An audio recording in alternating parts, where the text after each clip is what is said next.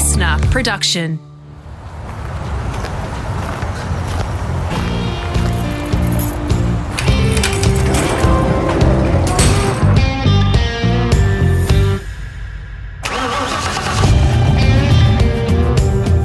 G'day, it's Rusty here, all set to shift into gear on part 2 of my podcast with former World Superbike star Aaron Slight. Just before we do, a big thanks to all of you who've subscribed to the podcast and for telling your mates to jump on board too. We really appreciate the feedback on the Podcast One website and via social media. I may not be able to get to all of you when it comes to replies, I try, but we read every one, and thanks to you, we've amassed quite a list of future guests that you'd like to hear from. Aaron Slight was one of those suggestions. This second instalment sees the Kiwi break onto the world stage. Monaco would become a home away from home, and later, what he thought was chronic fatigue turned out to be something way more serious. We begin this part on the cusp of that full-time European move and reflections of his success with Kawasaki and his memories of a cool bike, the ZXR 750R, which he rode to an Aussie title. Yeah, no, it was awesome, that new bike. I don't know why it was so much better than the other bike, but maybe it was just a little bit more speed, or maybe, I have no idea, but I remember riding that first in Japan, a circuit called Mine, and that was the Pan Pacific Championship they started. So I won the first round on this bike. I finished the race, last 5 laps with the front brake pads were on steel. I had that bigger gap that I could get to the end. So that was the first race on it, and I ended up winning, I think, 6 out of 6 for the Pan Pacific Series on that bike, and winning in Australia a lot to win the Superbike Championship, and Robbie doing really well on the bike in Europe as well. So that was all setting up for when they bring the World Superbike Championship back to Oran Park or wherever it's going to be, and I'll get to do the race in Sugo as well. That bike brought me a lot of success, and we didn't do much to it at all really. It was just a cool bike. It was a great period, and people will fondly remember that period for Kawasaki as well. And that kind of is how you would move into the World Championship really with a Kawasaki to begin with, wouldn't you? Yeah, and that's once again, so you're saying, how do you plan to get to Europe? There is no plan. If there was no Kawasaki Australia, there's no plan to go to Europe. If you're riding for Action Suzuki, they weren't going to Europe. So it was... This is like phone call to phone call, opportunity to opportunity that comes out of... I'm sure you hustled in a bit of that, but also others that came left of field maybe. Yeah, no, exactly. And why does Australia have the factory bikes? They have the factory bikes because of Greg Hansford and all these other contacts for the years, and why does Yamaha, because they're trying to beat Greg Hansford in Australia or whatever. So the choice of machinery in Australia was quite amazing, and you couldn't even get that in Europe. And so why, when there's a brand new series starting, why are they looking at Australia to be to take bikes there? So we were very, very lucky. Robbie was lucky to be there. I was lucky to be there. Mel Campbell was sort of on the end of it and didn't quite get there with Honda. But this was this new championship starting, and if it wasn't starting, we probably wouldn't have got to Europe. Amazing. So your record, in World Superbike terms, I think is a World Championship may have eluded you, but there's some amazing success along the way that you had. Once your eyes are opened to it, and you clearly have an affinity or a synergy with with these bigger bikes. Was it just one track mind that you wanted to be world champion, or was it still in the manner you just described about paycheck to paycheck? Still paycheck to paycheck. I'm still a Kiwi. I'm still a kid from Marsden with a 1-year contract, and the first 1-year contract wasn't big money, so it's not like I'm going to retire on it. So I'm still coming back to be a motorcycle mechanic next year. Crazy. I'm still, and that's how it was. And so that's 1992. I went to the World Championship, but to start the year was a rough start. Like 1991, I had a great year. And actually, we were in Western Australia. We had a race in Adelaide, and the week between, I flew to Milan to meet with Peter Clifford and Agostini. Yep. This is a good story that I'm glad you've brought up. We're talking about Giacomo Agostini, a legend of the game. And at the time, I think he was trying to secure Kevin Schwantz, wasn't he? And you were going to be teammate to Kevin. There was a bit of gamesmanship in all this, wasn't there? Yeah, and my link there was Peter Clifford, who'd come out to New Zealand every year for the Wanganui Street Series. Mm-hmm. So he said, you need to come over and meet him. So I jump on a plane. Unbeknown, when I was on this plane, the meeting was cancelled. So I'm flying to Germany. I'm spending all my money that I've made all year, and I'm getting a business class trip to there because I want to go and be a 500 rider. So he's trying to secure the Marlborough money, and he can only secure the Marlborough money if Schwantz signs. Mm-hmm. So this is just a punt. So I've got 4 days, the Sunday to Thursday, to get to Europe and back without telling Kawasaki I'm doing this. Peter Doyle found out, mate, too, didn't he? Yeah. So I fly there. I get to Germany. I ring Peter, and he says, "Oh, the meeting's cancelled." He said, "Carry on with your trip. I'll get on a flight, and we'll meet Ago in Milan anyway." Mm-hmm. So he did, but by then I think it had gone sour. They didn't tell me exactly what happened, but Kevin wasn't signing, and Kenny was keeping the Marlborough money. So cool, you get to meet Ago, but it leads nowhere. And it's $6,000 that I haven't got anymore. Back then. Mm. So I arrived back in Adelaide, and I've got a cold from hell because I've been up all night and flying to Europe. It's hard, mate. A week backwards and forwards to Europe. Yeah, and I raced each weekend either side. I just won the F1 and the Superbike races in Wanneroo, and I get back to Adelaide, and it's a really cool picture of me and Goddard having come together in the last corner, and that was about winning that race as well.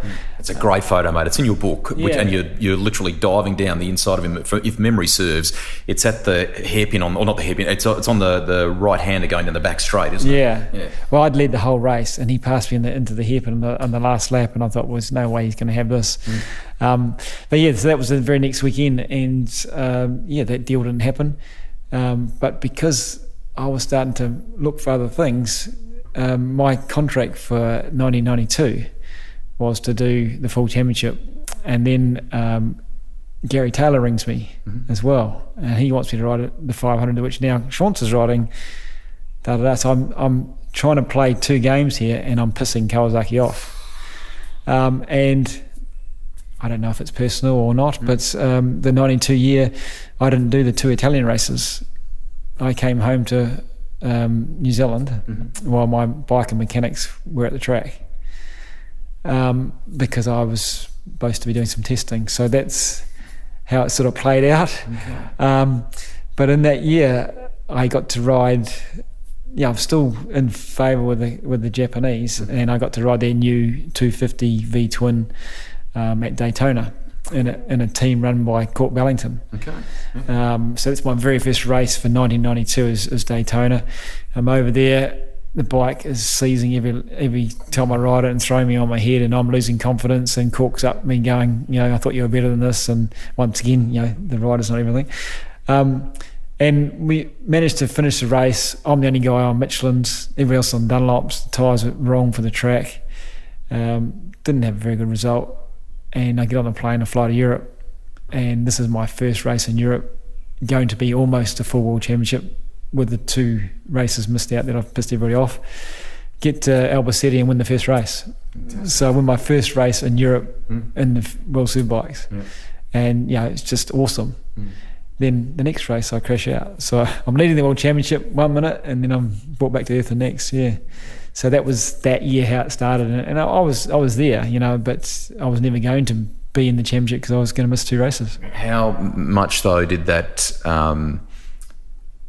The paddock already knew you, but did it make them sort of sit up and take even more note what you were doing, and the satisfaction in that to win that race under those kind of circumstances, first one on the board, it must have been quite special. Yeah, it was, and I think they'd seen me in Australia, but they didn't think. It was a bit like if you look at Mick Doohan's career, going and winning those races on the Yamaha at Oran Park, the local boy winning the races, but I'd flown to Europe and I'd won it in their place. And so that was pretty cool, and I had a bad weekend with Cork, and I just thought, well, you stick that Cork, the bike wasn't that good, like I was telling you, so that was the way it started. And but I did sign that contract with with 2 races missing, but I did sign another 2-year contract, so I was on for 93 as well, because I don't know if that was because I was mucking them around, they wanted to get me for 2 years, or but that was the way that panned out, which in the end was great for me because Muzzy took over the team the next year. Yep. So once again, I would have been without a job, because he brought on Scott Russell, and he had to have me because I had a 2-year contract. But 92 was, before that was a great year. We had a lot of success over there and a lot of fun with Rob and Carol and their kids, and but we were still we were living in hotels and didn't have any money to buy a rent-a-car or whatever. When we were in Friedrichsdorf, where the team was based, Megan actually came over then, and we were if we didn't get up at 7:30 and go to the workshop, we'd be stuck in the countryside for the rest of the day doing nothing. So it was still hard, really hard, and I think I got paid then 30 or 50,000 Aussie for a full season. So there was no extra money, but I had a 2-year contract. What were the circuits like? Because you're all of a sudden exposed to some great tracks on the European or international scene like that. And are you doing things like learning a different language, or just experiencing that culture? Because you've got to get a bit embedded in that so that you are you get that bond with the mechanics and with the engineers and so on, don't you? Yeah, but very, very lucky. Once again, I had a Kiwi chief mechanic. He was actually in England, and he was hired from the team to come to work in Germany. So Kiwi mechanic. And the whole that I've never been good with languages, because the whole thing with languages is that you are in an English-based team usually, with Japanese who have to speak English because no one's going to learn Japanese, and then you do an Italian championship. So you go to an Italian championship. It's all run by Italians, and you might be in a different country, so they're speaking Italian, but you might be in Germany. So there's just too many languages going on, and to a Japanese, a swing arm's a swing arm. There's no Japanese name for it, so you can get away with talking to them about the bike because that's what it is. And so probably not much of the language, but that's what I have loved all about when we did race in Europe and having motorhomes and things, was you actually live it. You're not in a hotel, you're not getting a rent-a-car and driving to the circuit and back. When you're in the motorhome, you're going down and shopping for groceries, and you're doing what the locals do.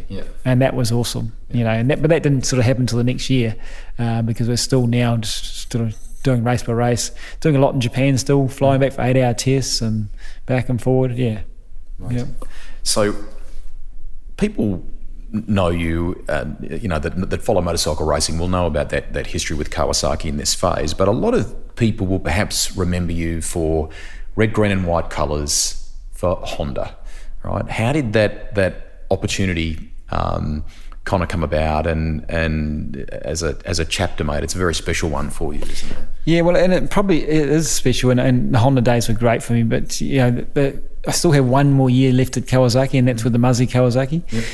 So that probably sets me up for that, because I'm quite a loyal person and wanted to stay with Kawasaki. So I had this 2-year contract, and I was getting paid to be with Muzzy for the next year. And we're a great team, we should point out too, at this phase, weren't they? Yeah, but we had full factory bikes in 92, and then we had Muzzy walk in going, well, I can do it with bits from America that would be a bit cheaper, and I can put it in my back pocket. So suddenly we're on Dunlop tyres, which Kawasaki's never used, which is fine.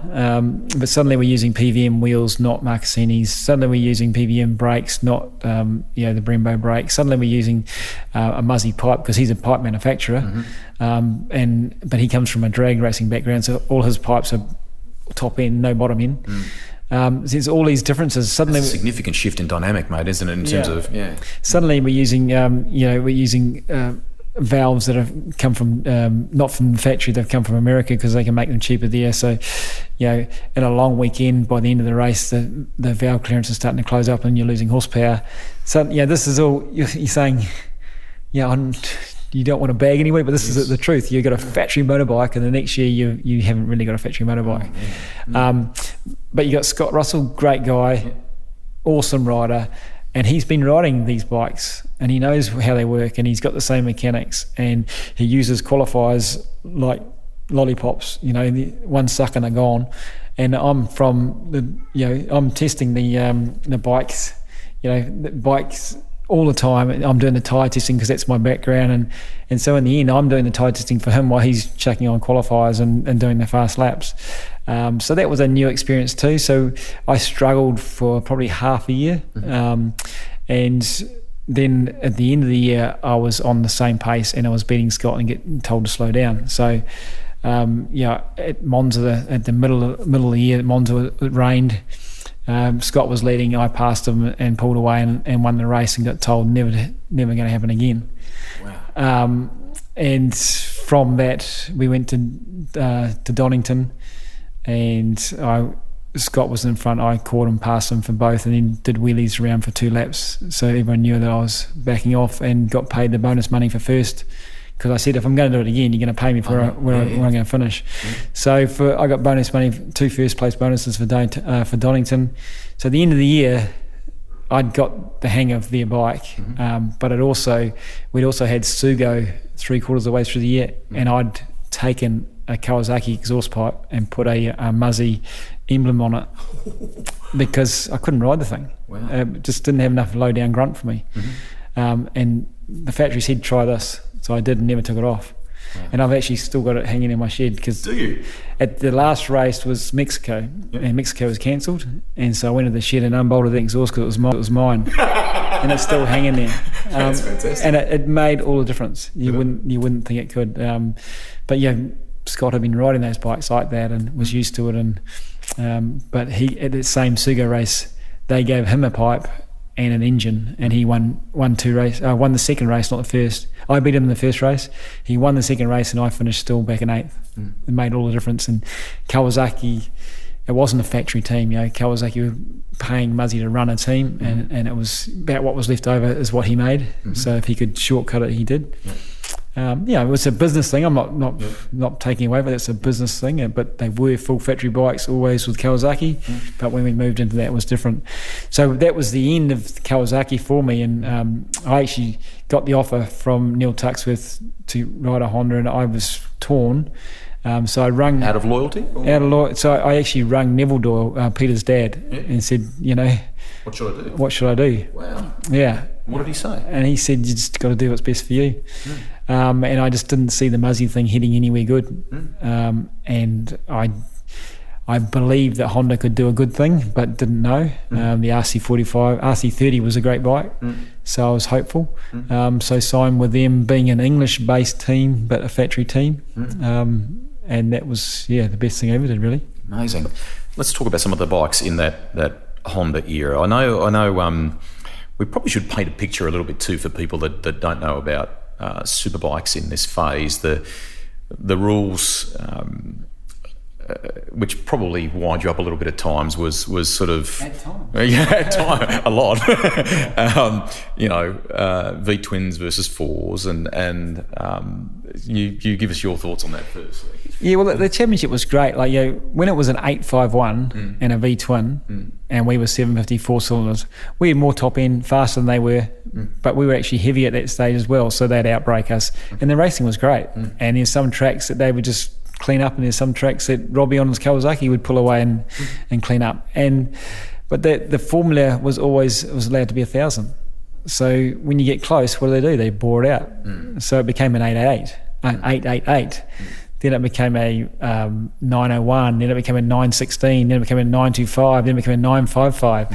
And then it just talking about Ducatis here, by the way. We should point out. So then it just the bikes got bigger and bigger, and it was just, the formula did suit them, and as I wrote my book in 2000, at that time 75% of the races were won by Ducati, and 6 manufacturers shared the other 25%. Crazy. And it's just obvious, but why? I don't blame them. That's what the rules were. But how do you? I've never seen another series that has different displacements. The rotaries have been a nightmare forever for what class they should run in. There is no way to do a formula with displacement. It was pretty hard, and we. Our Honda was an amazing bike. A V4 should be better than maybe an inline 4 for torque, so we have maybe a little advantage. But the V twin being bigger and you know, so much torque and just so much easier on the tyres. And you know, when we got it right, it was awesome. You could win a race. And then what usually happened is they would find out what tyre you had on, and then next race you don't win. You know, and things like the Honda would have 6 ratios for every gear in the gearbox, and 3 primary drives. So in one corner you can have it, you know, doing a speed of, you know, a K different than the other. You know, you can be doing 125K at full RPM, or 122 or 127. You can gear it for whatever. Ducati just changed the final drive. You know, they don't change the gearbox. They don't need to. You know, and somewhere like Mazzano, they use 3 gears. You know, we used all 6 and 100 times over to try and be perfect. You know, our bike was just so. We just worked so hard for so many years, and changing gearboxes, and you go there with a perfect combination and a different gear from last year because you'd get it made, you know, and where they didn't have to worry about that stuff. So they weren't pushed to the edge like they should have been, because I think the formula was wrong. Yeah. The sport, you know, in the period you came through, and even right through to now, the explosion of technology has been massive, and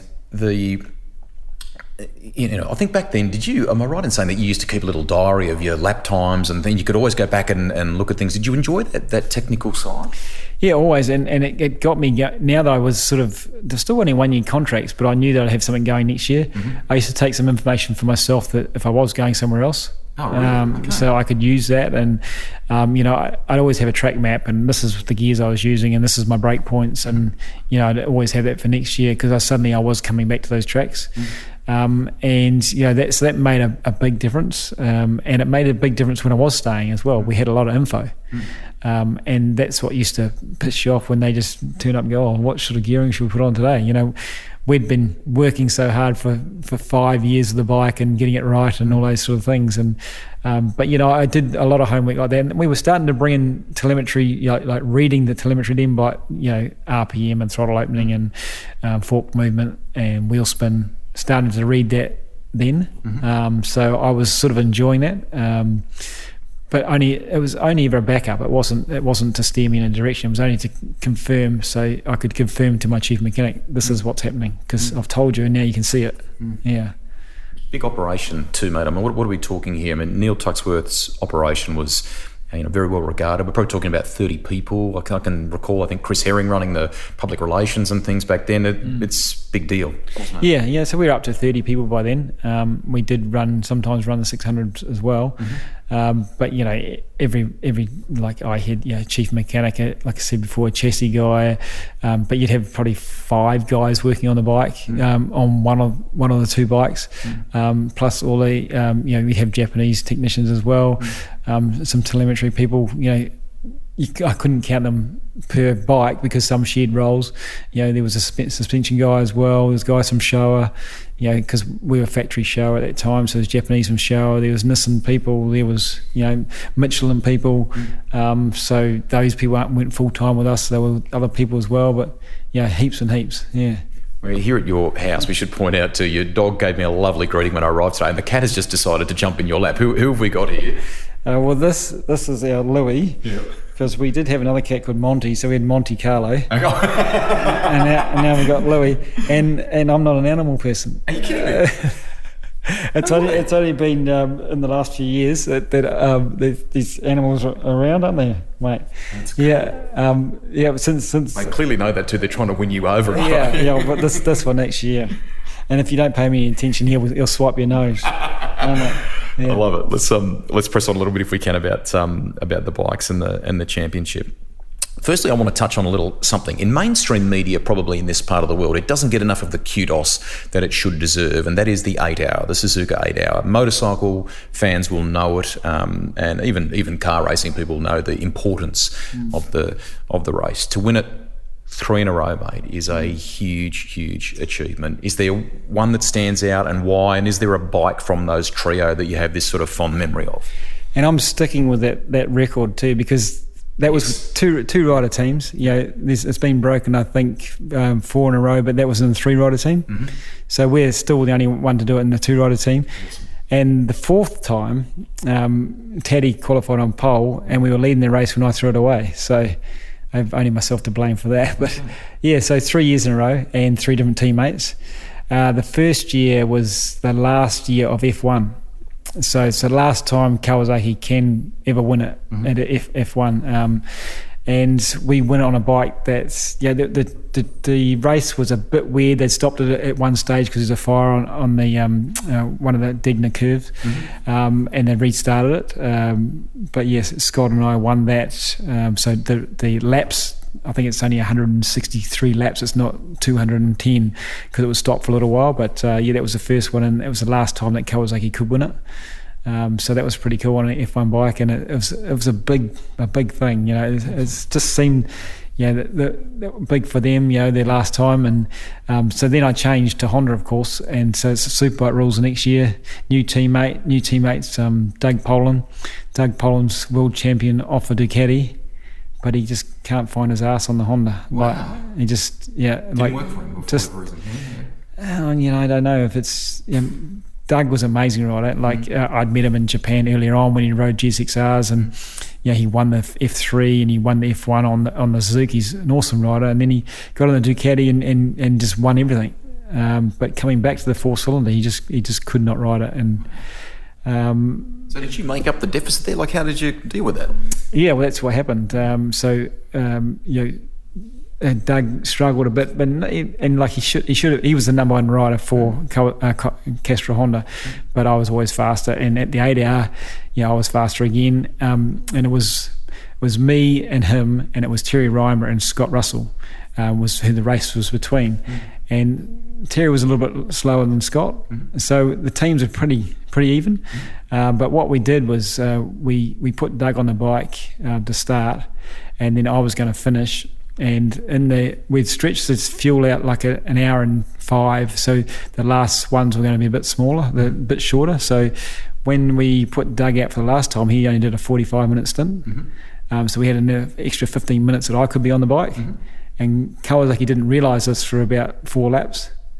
But then they twigged onto it that I got on the bike early, and they put Scott on the bike for the last hour as well, or an hour to go, and we'd done an hour and 10. Epic. And I can remember going down the front straight and turning into turn 1, and he was pulling out the pit lane, and I just gave him the bird as he pulled it, because I thought, my tyres are hot, I'm on the pace, and he's coming out the pit lane, and I'll have a gap, and I'd won it with him the year before, so we were great mates.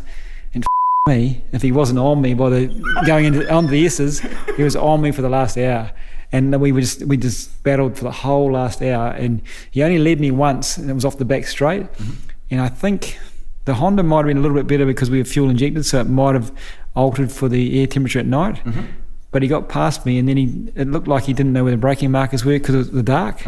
So I'd led for an hour, and I knew where I was going, and he got in front once, and it was dark, and he broke early, and I passed him again. He never passed me. Wow. And we won it that year by 0.003 of a second after 8 hours. So so that was awesome, because the Honda was the 94 bike. I'd already lost points from a fuel discrepancy. The bike wasn't that fast, and so we'd managed to win it. And I beat my teammate from the last year. Fantastic. So that was awesome. And then the next year I get teamed up with Taddy. Taddy Okada, so Japanese rider. First time I met Taddy, and Japanese are different people, but he was just he was just a Caucasian Japanese. He was so cool, and I got there, and I was particular about things, and handlebar position and all sort of stuff. And I can remember saying always, I want to adjust this, and Taddy every time he says, any okay, I want a new rear shock, any okay.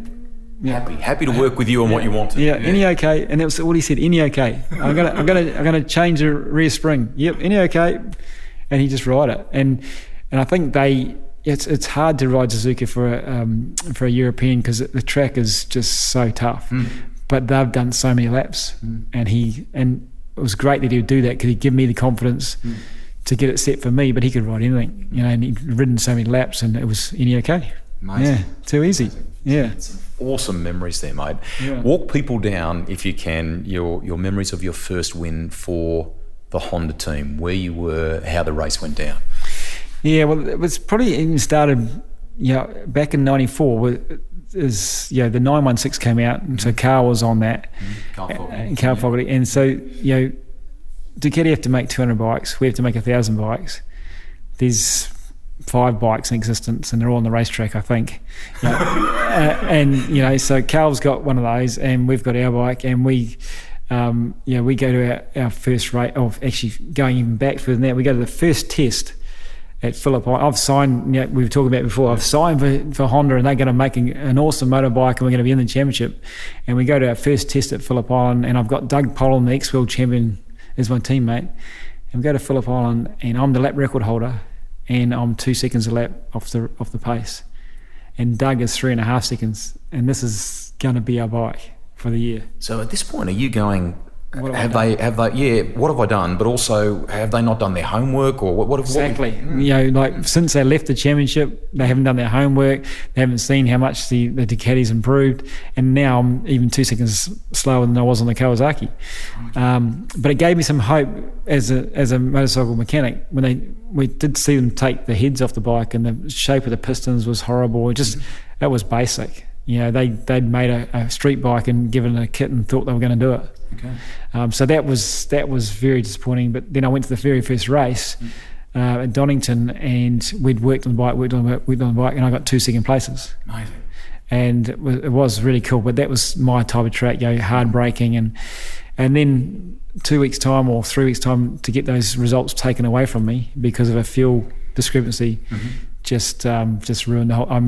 I had 9 second places. Never won the bike wasn't capable of winning a race. Pure tenacity, mate. Yeah, and Doug had already had a 2-year contract, and he'd already told me he wasn't going to ride the next year because the bike's no good. He was beaten already in that sense, kind of. Yeah. So I had 9 second places. They took me points away, and why they took my points away was we were using ELF fuel. And our ELF fuel was the same as what they used on the 500s, and it wasn't World Superbike spec, but half the paddock was using it, and they checked me and Andy Miklau. We both failed because we were all using it. But the other thing that really pissed me off is they never checked my bike for the second race. We were obviously using it, but they never checked it. But they took both sets of points. They can't tell if I was, so what you were doing in that race. Yeah. So we were obviously using it, but it was never. They didn't follow the process. So I was leading the championship my first year with Honda. I wasn't leading it. I was leading it. I was going to tribunal. I wasn't, So then I ended up losing all those points. So 40 points from Donington. So that was that year. The bike, like I say, I wasn't capable of winning.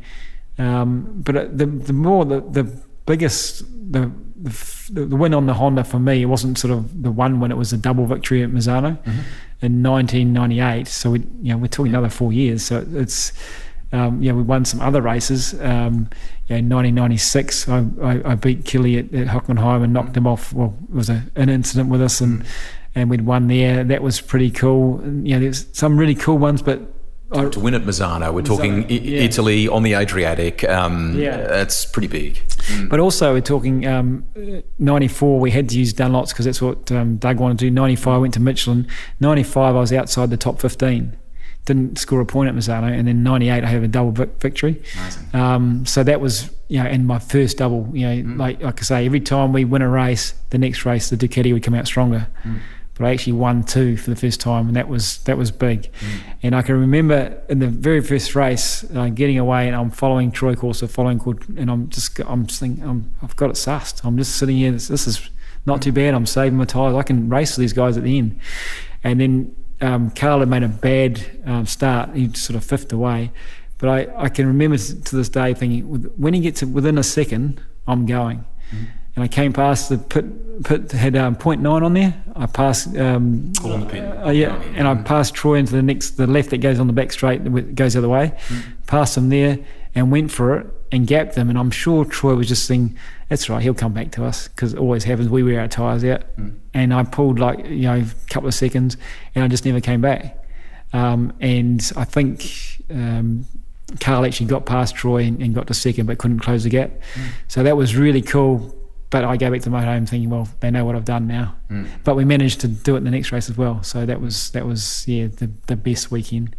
And then that year I did it again at A1 Ring, And the worst thing about is our commentary is from England. The English commentary is from England. So every time you watch, you want to see what you did in the race, and all you can hear is these poems going on about how fast the Honda is and how great Carl will be if he wins the race. Well, he didn't win the race, and that was one of my biggest things in my whole career is me and Carl, that rivalry was so amped up by the media. And I can remember Carl saying to me, well, this is my media, this is English commentary. I said, yeah, but it's for the rest of the world. They don't have to be that biased. But yeah, it was just that way. And I can remember even at that race at Oostenrijk Ring, the Honda was so fast, but they always forget that the top speed, where they measure your top speed, is for cars, and cars brake 100 metres later. So all it proved was I was later on the brakes than he was, because you were into the braking medium. That's all it proved. And our bikes were never top speed, over them, and that it's the whinging and moaning, and it just used to do my head in. And I actually saw a sports psychologist halfway through my Honda career. Did you? Yeah, going on, and about what I can do, and he said, you need to stop thinking, you need to ride that bike or get on with it. Okay. So stop thinking. Stop thinking. If you think it's so good, why don't you ride it? So I at about halfway through my Honda career, I was talking to Virginio Ferrari about joining Ducati, and I talked and was going to be there, and it was just in the end dealing with the Italians and not having a contract. When was the contract coming? When were we going to send it? It was better the devil you knew. And we started talking money, and he indicated that Carl wasn't getting paid that, and I was like, well, I'm not doing it for any less. And so I ended up sticking, and that was from that point on, I started calling them red bikes, not Ducatis. Just started to make it different. I can't keep complaining. I've complained a lot since, but you either join them or you fucking get on with it. So that's what we ended up doing, really, and that's when 98 was I won more races than Carl did, but I lost by 4.5 points, but had 5 races where I think every race I can go through there was something went wrong.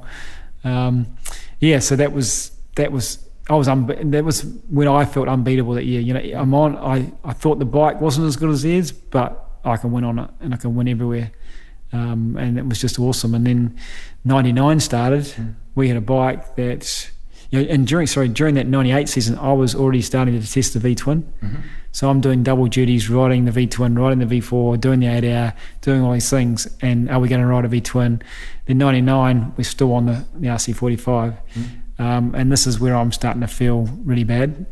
So I'm having these micro bleeds, which I don't know this, but I'm... How far into the year are we talking? First test. Wow. Yeah. I think there was a photo on social media a little while ago. It was me asleep in a wheel crate. During the test, I'm out the back having a sleep between guys changing front forks. And I don't know what's going on, and I've been seeing people, and they're suggesting all sorts of things. And you spoke to Barry Sheen too, didn't you? You talked about because he had chronic fatigue. Yeah, and I thought it was chronic fatigue, but what is chronic fatigue? No one still knows what it is. You're having ice baths and all sorts of things. Yeah. Baz used to do. That's what he said. Yeah, this is like every morning I get up and I have a cold bath and gets me going, and trying all those sorts of things. And I thought I was losing my marbles, and.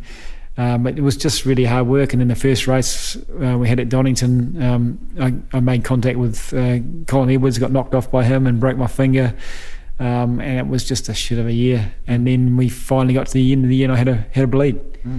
The bleed kind of, it's in the book. It's quite a story, mate, and the story perhaps in some ways begins to reach an important point when you go boogie boarding with your teammates at Phillip Island while you're testing there, and you felt something wasn't right after one particular wave. You'd only been in the water a short period of time, hadn't you? Yeah, and it was just the sun, just the glare the headache was just so intense. Off the water, the glare was just so intense that I couldn't even open my eyes. I had to get out and sit on the bank, and I think that was the final. Having a bleed, but that next day I had to get to Sydney for a test at Eastern Creek. So I get there and I get to the hotel, and I wake up the next morning, and I wake up and I have no sight. I have no sight at all, and I'm pulling curtains going, I can't see.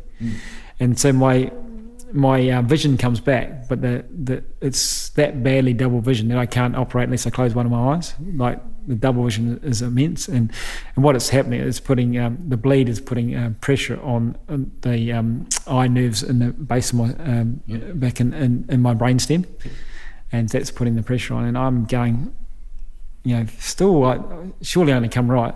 I go out to the track, swing my leg over the bike, and ride for 10 laps, and I'm 5-10 seconds off the pace. Yeah. Which is a lot in bike racing terms, is a lifetime. You guys are measured in hundreds, we're talking. You go out there and you tested the bike last week, you'll be within a second, within 3 laps. And I'm going into turn 3 at Eastern Creek, and it's always bumpy in there. And my brain can't process the bumps. That it just can't keep up. It's like a bad damper. I've got no damping. And I just get off the bike and said, I don't know what I'm doing, but I've got to go and see somebody. So I rang the doctor that I've been seeing a lot over here, and she said, I know this lady at the Royal North Shore. Go and see her, and I'll send her your medical records. And she sent us medical records, which she'd been, we'd doing all these things. And she had on the bottom, the first page, she had it in her handwriting. The only thing I haven't done is imagery of his head. MRI. So straight an MRI, and I've got a 2.5 centimetre bleed on the brain.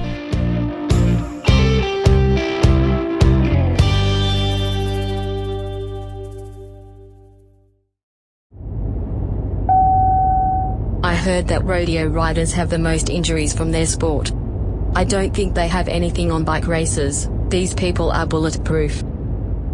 You had to tell the team, obviously. I mean, a tough conversation, I would imagine, with Neil Tuxworth. How did all that stuff go? Yeah, well, I actually had the MRI and started driving to Robbie Phillis's place. He lives in Sydney. So I'm on the way driving. He's picked me up from the hospital because I can't drive. I get halfway there and the hospital's rung and said, we don't think you should be there tonight. Come back. We need to operate. So I go back there, and now I'm not worried about the team. I'm just, I need to be on the road to recovery. Megan's about to get on a flight, which is the next day, and we're going to meet in Sydney Airport and then fly on to Europe for the season. So I said, I think you told her don't connect, didn't you? Yeah, just get off in Sydney because there's some drama. So that's what happened. Luckily, then start ringing the team, telling them this is what's going on. Not really seeing the team because they're too busy doing their test, and they get on a plane to Europe, and I have an operation. But what good is a motorcycle racer who's had a brain operation? I mean, you've had brain surgery. That's the end of your career. So that's what I thought, and everybody thought. And usually the weird thing about, I'm still searching. I'm actually seeing a neurologist tomorrow in Wellington. Oh, really? Because I'm still not great. As in, I'm no symptoms at all, but I suffer from fatigue. Still to today. But so effectively, it was a bleed on the brain, about 2 centimetres or thereabouts. Is that right? And is it effectively like a little bit of a stroke? What is it? Yeah. Well, any bleed on the brain is called a stroke.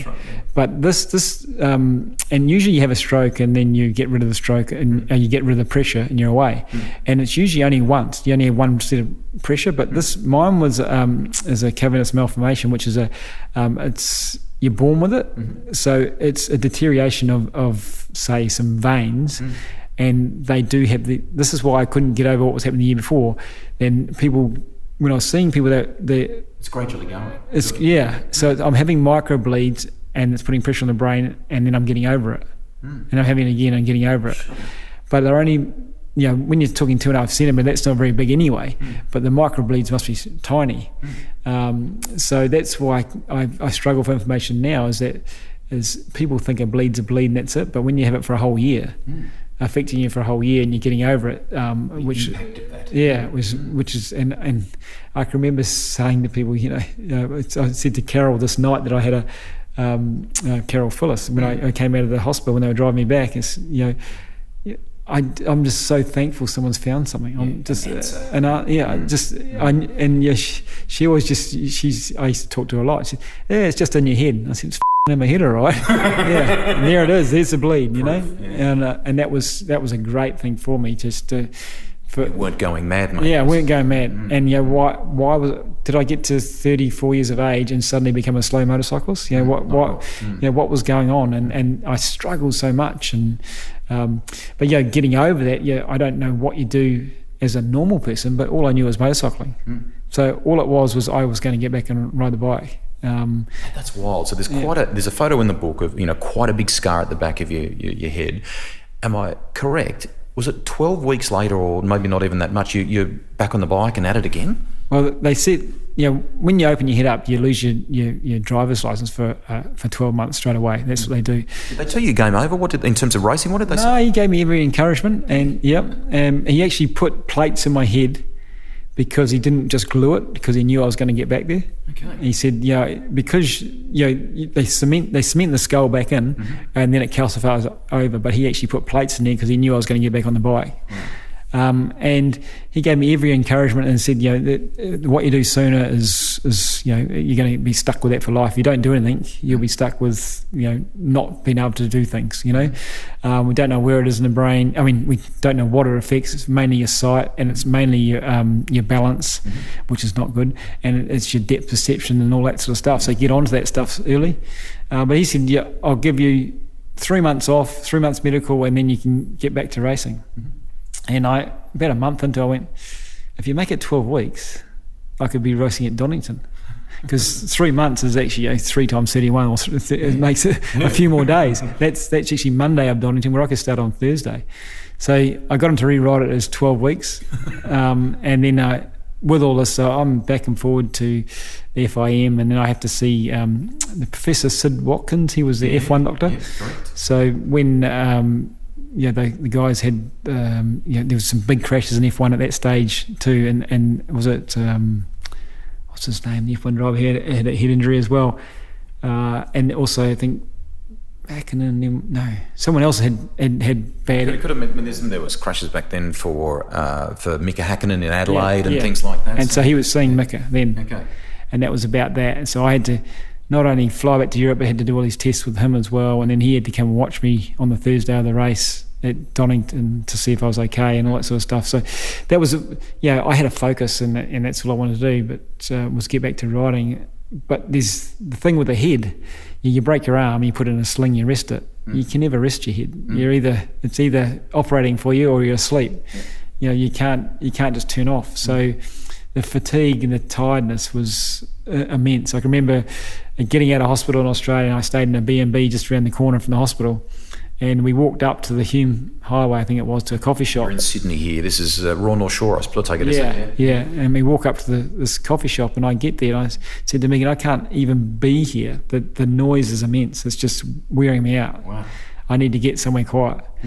And I'm not a great reader, but I remember I was reading this book one day, and I read it all day, like for 10 hours, and the day was gone. And I started questioning myself, how did I lose the day? But then I sort of said to Megan, well, at least I'm asking that question, so because so you really just don't know, and it is so bad. It's the fatigue and the rest you need is incredible. So that, for a good 6 weeks, I was, sleeping all the time, and I had to be in a dark room and all that sort of stuff. But the focus was to get back to racing, and How did it feel when you got on the bike for the first time? Tell us about that. Well, there was two emotions there. Was the V-twin. So this is the bike I've been working on for 18 months to beat these Ducatis. And I got on the bike and went, shit, this is easy to ride. Okay. Amongst the traffic and all that sort of stuff. And Simon Crafer had been riding in the races I couldn't ride. And immediately at Donington, my placings were better than his in the last 3 rounds. So I was feeling pretty happy with myself. But as the season went on, I started looking at the videos. I can see that I'm probably leaving a bike length too much gap. Compared to before. Yeah, my reaction time is probably not there, and I'm probably operating in the safe zone. But I'm getting better and better and better. But it was too early. But you can see it now looking back. But that's all I wanted to do, and my results were better than Simon's, so I must be okay. And but Colin was out front winning. So that was hard to take. You're talking about Colin Edwards, Texas Tornado, teammate, obviously. So what then unfolds with the team? Because it's super hard in motor racing when you're at the pinnacle like you are here, and you're an important cog in the machine. The moment a team feels like anything in their mind is not 100%, they cut it, mate, don't they? And that's the brutal reality it. And also the other underlying factor is that Honda's going 4-stroke GP racing. Mm-hmm. So their finances are coming out of Superbike and going to concentrate on the MotoGP. Yeah. Even the very last race I had on the RC45 was at Sugo, and we had new pistons and new cams, and I'm going, why? And that was development for their V5. So if you take an RC45 750 and you add another cylinder, you get the 980 V5. That's so the basis of it. So they were already thinking that way, and I was led to believe my results were getting better, and so we're going to sign again next year. And I was let down by the team. And I mean, how do you do it? I don't know. I'm very bitter to this day, but not. How do you tell someone they're not going to have a job when you're the team manager like Neil was, and the Japanese have the purse strings, and he's thinking it's all going along, and in the end they go, he hasn't got a job. But I was told at the very last race, which I thought was not the way to do it, because I couldn't hunt for another job. I wasn't over yet, I didn't think, but every good ride was gone. So I was told at Brands Hatch on the Saturday night before the last 2 races.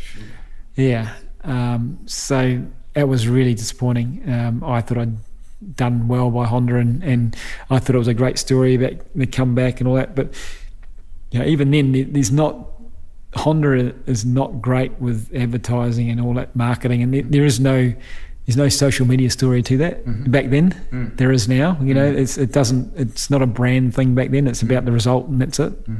And by the end of the year, I was 8th in the championship, and I wasn't, winning.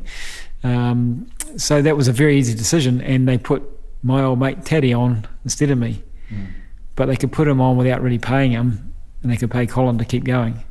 And so that they didn't want 2 number ones. They wanted, Teddy was getting a bit older, was out of Grand Prix, hadn't been riding for a while. They could put him on as a number 2 and support Colin, and that was all they wanted to do. There are some very symbolic photos of you basically taking your gear off. You're down to your underwear, you're taking your leathers and all the gear off, you're with the crowd, and it's sending quite a message at that moment, mate, isn't it? A sense of proof, a sense of relief, a sense of all sorts of things, isn't it? Yeah, and I mean, my result in the first race wasn't so bad, but the second race, all I was doing was ride around thinking about my last race. That was done, and how I'd been put out of business by people I thought knew me and were looking after me, and I just couldn't ride really. And I got didn't, I don't know, 8th in the race or whatever, but I did my own warm down victory lap. Everybody else pulled in the pits, and I was riding around waving to people, and then I pulled over and I thought, well, this, I'm getting rid of all this shit, I just don't need it. And and the leathers were brand new leathers that race, and didn't have a reason for them next year.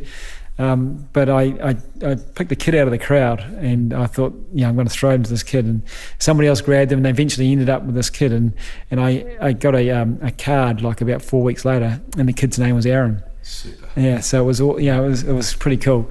But that was the end of it. But I mean, how do you end a career? I don't know. It's just too hard, and I was retired off. And I went looking in America after that, and rode a Ducati over there for one race at Daytona, and just thought, nah. If you haven't got the right stuff, it's not worth competing. And is the hard part in trying to compartmentalise it like that a little bit about loyalty, mate? Because you're a loyal guy. You've been that way throughout your whole career, and clearly you were imagining it would be reciprocated the same way back. And just communication. If you know it's not going to happen, tell me, and I'll go looking somewhere else. But the last race, on the Saturday night. And they had I didn't even know about that. We had a big dinner that night, and it was all about me retiring, and no one had told me. I'm going to this meeting, and they give me all these accolades for my time at Castrol Honda, and I'm like, yeah. And so what's happened with the contract negotiations? Well, it's done. So it wasn't done well. But how do you do it? Like, you look at Rossi, and you look at how do you retire when you love it so much? I mean, Colin and I were really, really close. Colin Edwards and I are really, really close. And then I had this coming together, broke my finger, and I was having these microbleeds at the time. So we become it wasn't a nice team there in '99. It was pretty hard. And then I watched him and his career, And I'm just thinking, just stay home. You know, I get it because you love it so much. But if you're not at the pointy end, you know, don't do it. And you know, you're risking everything. You know, it's not to, you know, it's not to be bad. It's not a bad thing. I'm not trying to put them down for it because I can see how you do it. How do you retire? And I saw it with Frankie as well. You know, do you just run out of rides? Do you just, you know, because us as racers, next weekend's going to be better. You know, it's always a great weekend and next week's better. And if you have a bad weekend, you know you've had good ones and you can repeat it soon. But when you get that old, I don't think you can. And, you know, it's a real hard one. How do you retire? How much of a struggle was it for you? How long did it take you to sort of get to a place of, you know, to a point peace on it? Yeah, well, that's where I just came back to New Zealand, like I said, and I wanted to get away from it. I mean, I can't watch other people having fun and people like, you know, ridden against Troy Corser and all these people, and they were still riding, they're still at the front. Troy won another championship in 2005, or it was on a Suzuki. I mean, he wasn't beating me in my last year. You know, you sort of type of thing's what you're thinking. He probably was, but you know what I mean? You still think I can beat this guy, and so you just can't even watch it because you could be there doing it. Yeah. A couple of things that we'll power to the end on here. Firstly, although the focal point of our discussion is World Superbikes and a you know, a wonderful chapter in many ways, albeit brought to a premature end, there was some flirtation, if you will, with 500cc. You got to test mixed bike, didn't you? Yeah, and like all those things I made earlier, you know, about going to Agostini and going to Lucky Strike, and I'd actually, you know, it cost me money and cost me things. You know, I'd had a burning desire, and that's probably, when you say that, it's probably the only time I did. You know, all through my career, it was about weekend after weekend, and I didn't have a plan, but I had a plan to go Grand Prix riding if I could. So in 94, when I'd done so well on the Honda, for a Honda that wasn't so great, I said, I want to test the 500. Awesome. What was that like? Well, it's just another motorbike, you know, and that's the thing. Everybody goes, oh, it's amazing, it's a 500 and it does this and that. Yeah, I said, well, it's a race bike. It's supposed to do that, you know. Yeah. And it's not like our bike that's a production bike and we've tuned it into a race bike. It's supposed to do that. But I made a pact with myself that at the hairpin at Phillip Island and at MG Corner, I was going to be easy on it. I didn't want to end up high-siding it into my head like a lot of people do. So yeah, and I had a great test. We were there for 5 days, and I had the last half day. Okay. Doug Poland had the last half morning on the bike, and as a time, I think I was 1.9 seconds slower than Mick. Mick had been there for 5 days. But I was as fast as Ito and Caparossi. Fantastic. In half a day. And I was like, so where do I sign? And at the time, like I say, the money was sort of Superbike. They said, Mick gets paid, Caparossi brings money, and Ito's Japanese. So there's no room for you. Yeah. And so that was the end of it, really. And that's where the end of my dream, and I'm going to do this. And that's with the Honda. I did it, 4 strokes, and that was it. You've rattled off some great names in this chat that have been either rivals or teammates. Even Mick Doohan, who you mentioned there a moment ago, from Carl Fogarty to Troy Corser, Loris Caparossi there a second ago too. You were teammates to John Kaczynski, who is a unique individual, mate. And that was tricky, that wasn't it, when I think you got to a point where you even asked them basically not to park their motorhome next door to you in the end, didn't you? Yeah, thanks for it, Rusty. I was trying to forget about that. Forget about him. John, I actually don't know what he has over others. Okay. Like, he went on to ride a 500 the next year after riding the Superbike. I mean, what did he have over the Japanese? I don't know. It was bizarre. And like you say, I can remember his motorhome driver, a nice guy. He parked next to us, and one weekend I just spent all the time looking out the window at what John was up to. I said, you just can't park next to me anymore. It's just I just can't stop but look. One day he was cleaning his motorhome, but he would go and rinse the rag out over at the public toilets. He'd drive there in his car and back, and he was bizarre. And I mean, he had a disorder. He was OCD, but that's what it takes. It takes a whole lot of different people, and also the whole thing, the rivalry amongst everybody. And in the early days, Superbikes was about having a barbecue and having fun. It was really cool, and then the money came, and it became a bit different. But it just does take different characters, and not to be. I've mentioned those names, and maybe would have said about them, but it's not. I don't want to be cruel. They're just different people, we are different people, and you come about doing it in different ways. And just John and I just had nothing. We couldn't even be in the same room to get a talk, because he was just didn't want to give anything away, and it was really weird. Like, all my career is you've worked with your teammate. The racing's different, but the setup of the motorbike, you share information because it's for the common good, and whoever comes out on top comes out on top. John joined the team. There's no team meetings anymore. And I'm like, well, it has been with the last world champions I've been with. It was different, and why did he seemed to have something over everybody? And why was the manager of the team going to the airport and picking him up? Why was he not making his own way like everybody else? Just why was he all these special for him? It was bizarre, and I don't know what he had over them. And in that year, like the year before, he rode the Ducati, and I beat him on the Honda, and he was on Ducati, and then he came on the Honda and he won the world championship. It was so gutting. But that year, not as an excuse, but it rained a lot. He was good in the wet, and he won in the wet. And I don't know how he won in the wet on the Honda and didn't win on the Ducati, because the Ducati was a twin, it was easier to ride. But that year I fell off in the first race at Phillip Island. It was raining. I was actually closing him down in the wet because I was a good wet rider as well, and lost it going into MG. And I was at 20 points behind really the whole year. And that done it for me. And then the final race of the year was at Indonesia, where we had a big bust up. Indonesia, he'd won the championship. So there was a point where Honda could be 1 and 2 in the championship. So that was the request of him, I think, wasn't it? That he helped make that happen. It's a silent request. We were at lunch, and it was indicated that if we could help each other out for Honda to be 1 and 2, we would. So the first race got underway, and I'd qualified pole, and I'm going around and I'm following John, going, man, he's going really, really fast. Considering he's just won the world championship, there's nothing at stake, and I'm going to win the race anyway because that's the orders.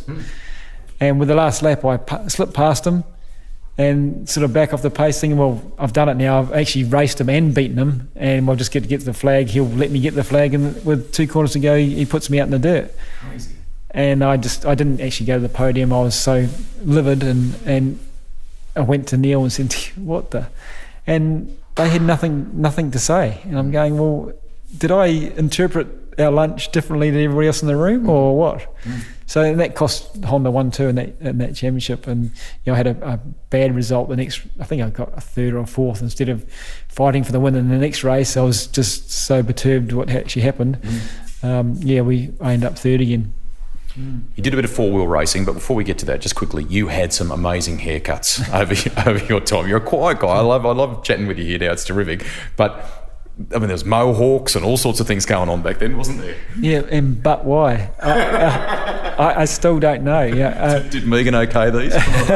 Yeah. Well, it started in Australia, actually. We had a hairdresser friend come and stay with us, and we shaved a bit out of here and a bit out of here back then. And then I started doing it, and then it became an expectation. Once I started with colours, it was like, well, what's next weekend? And I actually felt it from the fans. What are you going to do? It's got to be different. Yep. You've got to change. And for a whole year there, it was... And it was, there was no commercial, sense behind it at all. But it did work for me. People noticed I was one of the different, and I wasn't just a Honda, part of the team. I was my own person, which it actually worked really well. But I didn't know at the time. I was just doing it for a laugh. I can remember Robbie Phillips coming to Bruno, and so he got the clippers out, and we carved a checkered flag in the side of it. It was just something to do. Yeah. On your CV, there is a bit of time in the British Touring Car Championship. Even in recent weeks before you and I have spoken, you've been in an Aston Martin sports car doing a bit of 4-wheel racing, which is terrific. That's been a good thing, I think, mate, hasn't it, for you to go off and do that? Most 2-wheel racers do struggle with it because it's not the same buzz. It just doesn't give you the same kick, does it? No, and the touring cars, when I did that in England, was amazing. But it actually started my career in the car racing, and loved it, and sort of ended it as well, because people taking you out all the time. It's not like a motorbike, they are very different. When you try too hard in a car and you end up in the gravel, you put it in reverse and back out. On a bike, you've got meat missing, you got skin off, and people tagging you just for tagging your sake and taking you out and causing you a lot of damage. And so the buzz is there, but once you start getting that sort of, people taking you out of the races, then you lose the glow. But it's a cool thing. I've always loved cars. And anybody can drive one, but it's hard to drive fast. Anyone can drive one to the second and a half of the car's limit, but to get that last second and a half is really tricky. And even I'm learning that today when I drove with Daniel Gorton in the Aston Martin. Still learning different things, and it is a cool thing. But it is different. It's not motorcycling. In a car, you're say 70 kgs strapped into one spot, and the next driver is 70 kgs strapped in one spot. So to do that lap time, you brake at the same spot, you get on the throttle at the same spot, you do everything the same. But on a motorbike, you never do anything 100%. So it's always, because I'm a bit of a late braker, I do it this way. He brakes early and carries more corner speed. So your setup's completely different, and there's still something left for the individual. Yes. Where a car's a car. Which you clearly enjoyed. Yeah. Where a car, you can't manipulate a car at all. It stops where it stops and it goes where it goes. Yeah. You're a friend of Greg Murphy's, and there's lots of good Kiwi supercars races as you and I talk. One thing I don't know from the research for the chat, did you test a supercar, and if you did, share some details on that?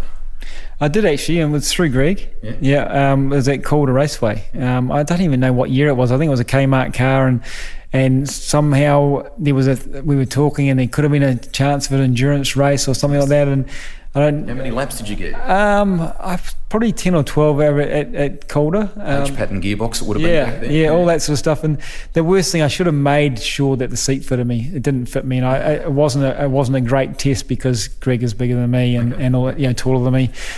So I had fun, but I don't think it showed my full potential, and we couldn't move on from there. Okay. I wish there was a bit of loose talk about maybe a Sandown and Bathurst kind of thing. Is that what you're saying? Yeah, loose talk. And Greg and I go way back, as in when he won his scholarship to the Formula Ford scholarship. I was at the same thing, and I had a few drives as well, but I was still a racer. Okay. So I wasn't going to be able to win the scholarship. The next year I wanted to race as well, and so I rented a car off the same team who he won the scholarship. Okay. And Greg actually was my mechanic for a couple of races. Is that right? Yeah, so Greg Murphy on the tools. What's he like? Or mechanic mentor, tell me how to drive. So it was, we've known each other for a long time, awesome. And that's where I was trying to push that thing, and get into car racing. And I thought at the end of my career that there could be like that, that swap over to supercars, but as we know, the championship in Australia is so good, but there's a lot of money, and you've got to have a lot behind you to get into it, and it just wasn't going to happen. And as you know, mate, it's an ultra competitive game too. I want to finish, if we can, with love of motorcycles. How it all kind of started in some respects for you. Have you kept a bike for now? Do you throw your leg over it every once in a while? What is there in terms of just either maybe something that you've kept in an historical sense, or maybe just a nice bike that you've got for a ride on occasion? Yeah, well, I stepped away a lot and didn't ride anything, and I've always. How long for? I think I bought my first bike in 2010. Wow. So 10 years before I bought my first motocross bike to go trail riding on. Wow. It was a 2010 CRF 250.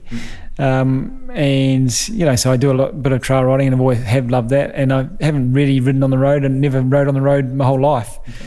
But I've bought an adventure bike, so I've got an Africa Twin, and and I love it. It's because you can go down to the shop on it. It's got steering lock to get around with your milk carton on the front, or you can end up on a gravel road or whatever. And this day and age with our roads like they are, and it's great to get out in the back country. And I do prefer the tighter tar seals than the gravel, but and that's what I ride. And I've got a few other things. I've got a Fat Boy from years ago. I bought one of them when the Terminator came out, because I just thought I had to have one.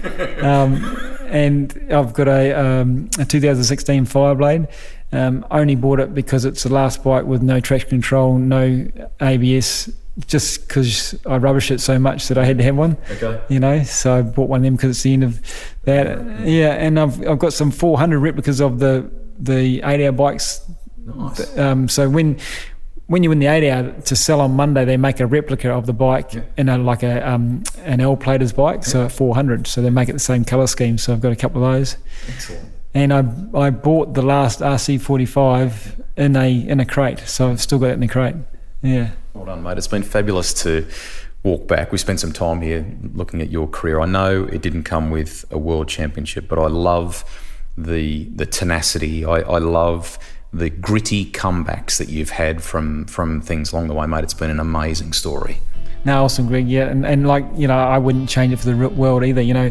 Once again, a kid from Marston, got to do all that sort of stuff. It does feel like another life, but it was so cool. And why would you have any regrets? Why would you want to change it? I mean, it was life, and we've done that part, and we've moved on. From Masterton to Monaco and back again. We're sitting here now. Well done. Well done. Cheers.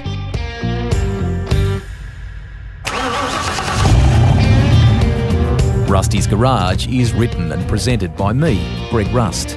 Series producer and editor is Alex Mitchell. Audio production by Darcy Thompson. I'm Greg Rust.